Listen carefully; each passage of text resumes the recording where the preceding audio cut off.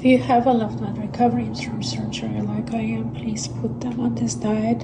Don't let them eat hospital carbs and food, just maybe vegetables and any manures, but it has to be organic. This is orange. I eat one every day post-surgery, but mostly for the pulp, because 99% of bioflavonoids, benefits vitamin C, is in the pulp, and plus the fiber.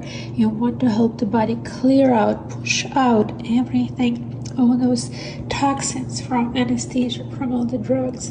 Then this is a God-given gift, and you can buy it at 50% off at Whole Foods if you buy Parmigiano Reggiano raw milk aged 60 days or more. I think it was actually aged 24 months, and it's half price, and it's raw milk, and it has the enzymes, the zinc that you need to build the body structures and white blood cells from.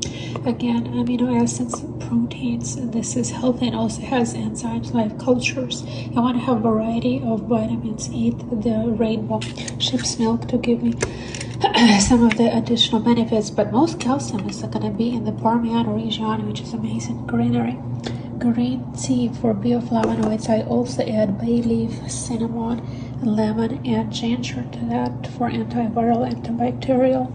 I put the garlic in my soup. I'm gonna make special soup, the bone broth, of course, to restore cartilage and bones.